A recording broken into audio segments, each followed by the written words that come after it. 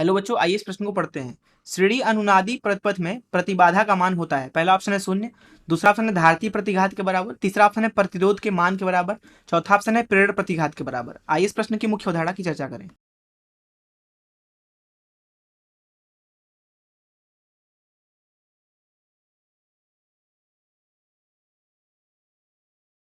पहले हम समझते हैं कि प्रतिबाधा क्या होता है। मान लीजिए हमारे पास में एक परिपथ है कुछ इस तरीके से, जिसमें एक प्रतिरोध है, एक प्रेरक है तथा एक संधारित्र है कुछ इस तरीके से।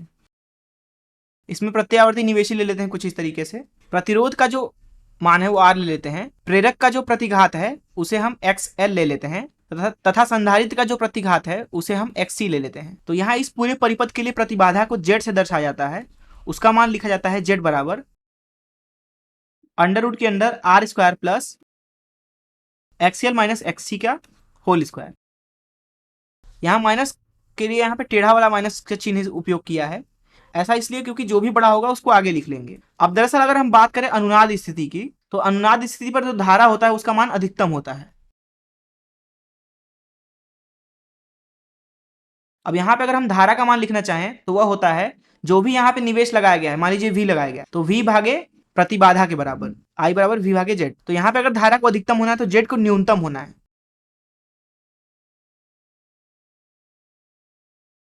अब अगर हम बात करें जेड के न्यूनतम मान की, तो वह न्यूनतम तब होता है जब एक्सएल और एक्ससी आपस में बराबर हो जाएं। ऐसी स्थिति में जो जेड का मान हो जाएगा वो हो जाएगा आर के बराबर। तो इस मुख्य उदाहरण से अगर इस प्रश्न को हल करें तो यहाँ इस प्रश्न में बोला जा रहा था कि श्रेणी अनुनादी परिपथ में प्रतिबाधा का मान होता है। जैसा कि मैंने आपको मुख्य उदाहरण में बताया कि अनुनादी परिपथ में दरअसल एक्सएल और एक्ससी आपस में बराबर होते हैं, जिसकी वजह से जो हमें कुल प्रतिबाधा है वो दरअसल प्रतिरोध के बराबर मिल जाता है।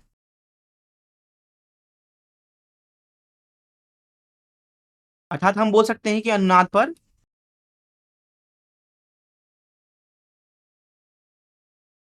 प्रतिबाधा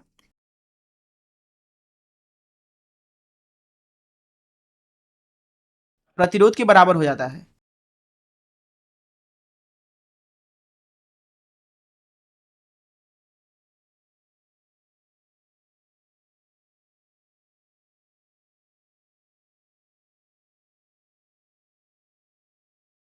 तो यहाँ पे अगर देखें तो सी ऑप्शन जो है वो सही हो जाएगा, अर्थात प्रतिरोध के मान के बराबर। मैं आशा करता हूँ कि आपको इस प्रश्न का हल जरूर समझ में आया होगा। धन्यवाद।